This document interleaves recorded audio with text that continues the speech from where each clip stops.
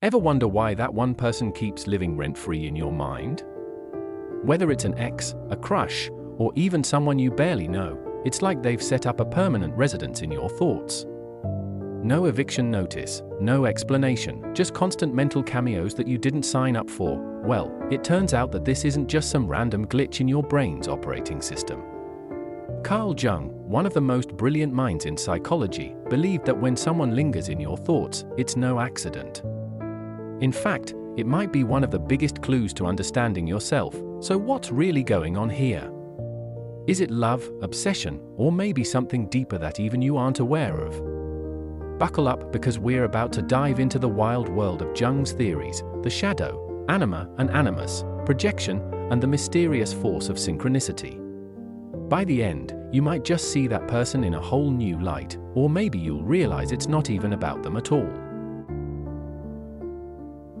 Jung's theories. Carl Jung once said, "Who looks outside, dreams. Who looks inside, awakes."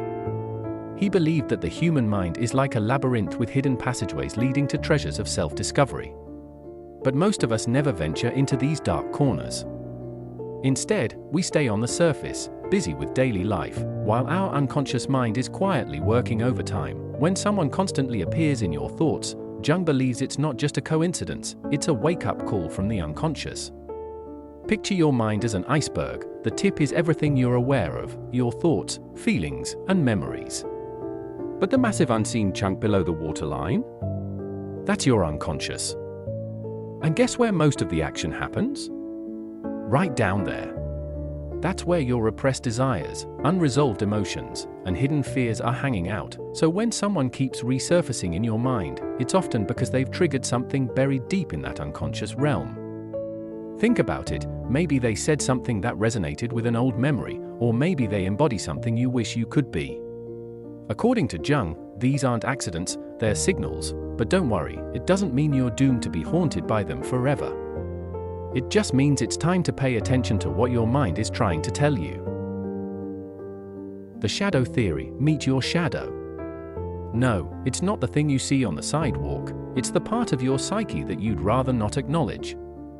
Jung describes the shadow as everything about yourself that you've repressed, denied, or ignored because it doesn't fit your ideal self-image. And here's where it gets interesting: the people who stick in your mind might be your shadow in disguise.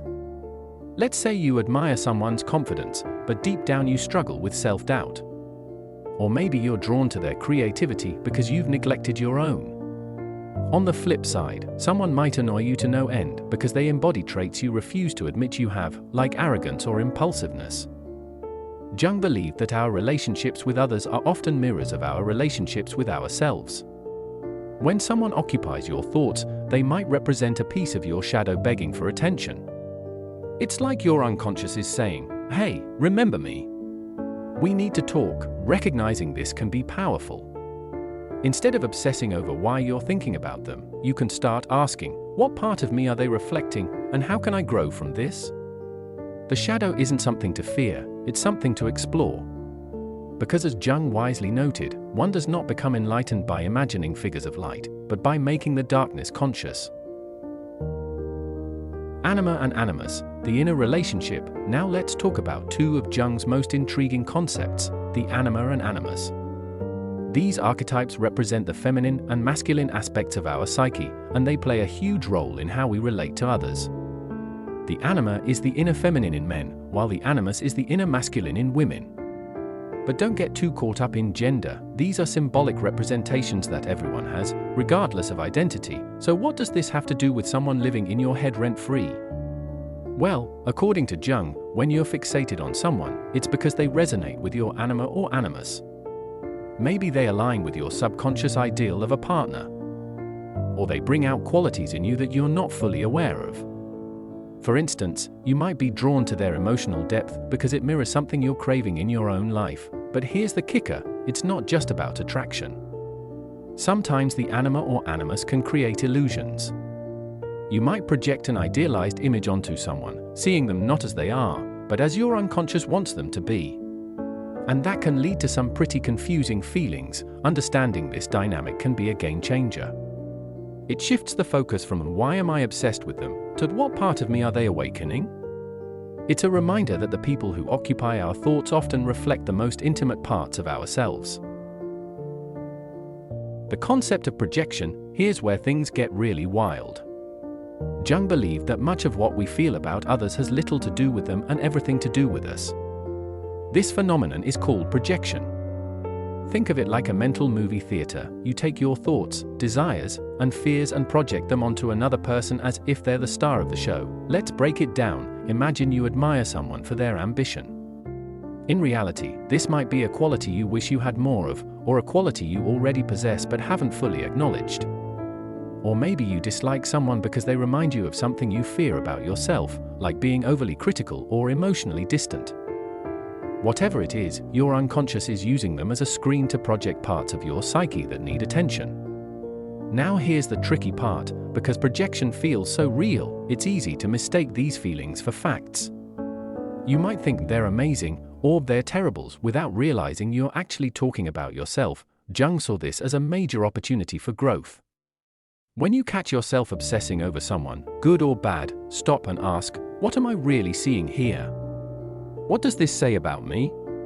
By owning your projections, you can reclaim those parts of yourself and stop giving other people so much power over your thoughts. It's not easy, but as Jung said, everything that irritates us about others can lead us to an understanding of ourselves.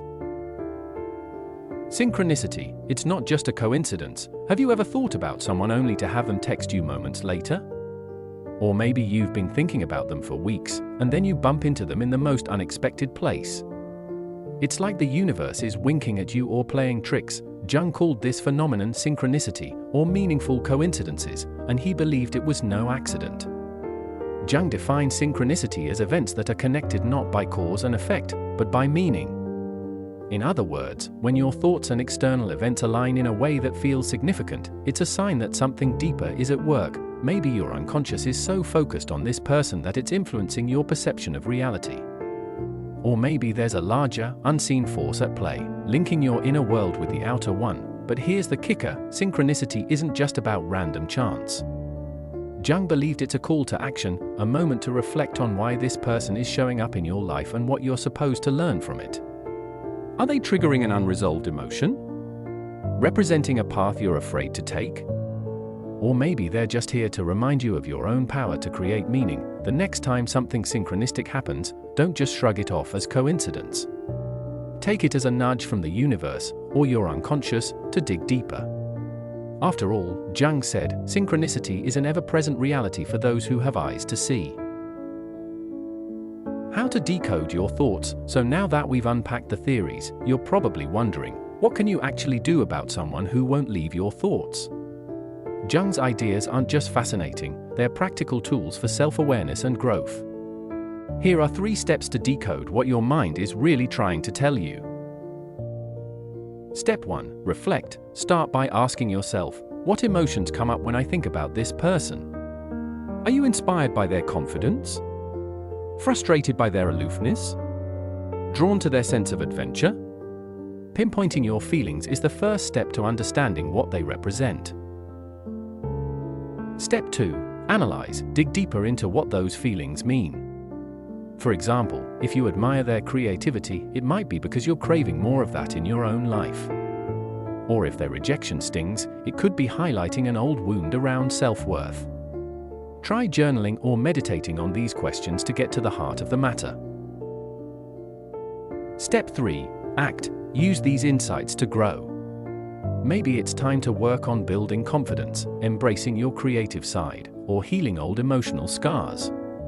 Remember, this isn't about changing the other person, it's about transforming yourself. By decoding your thoughts, you can turn an obsessive mental loop into a roadmap for personal growth. As Jung wisely said, until you make the unconscious conscious, it will direct your life, and you will call it fate. So don't let your thoughts control you, take the reins, and uncover what your mind is really trying to tell you.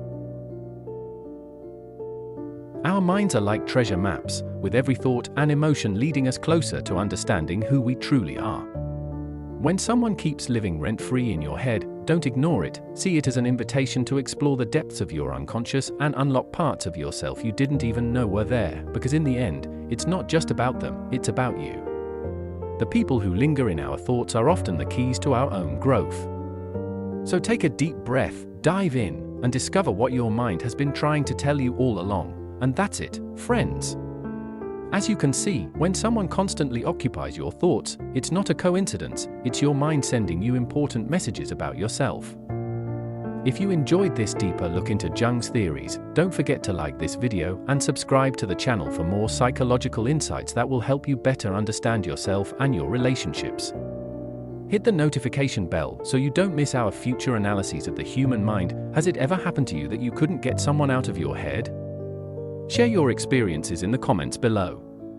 Perhaps together we can gain some insights, and remember, sometimes the greatest discovery isn't why you're thinking about someone, but what those thoughts are telling you about yourself. See you in the next video. Until then, keep exploring your inner world.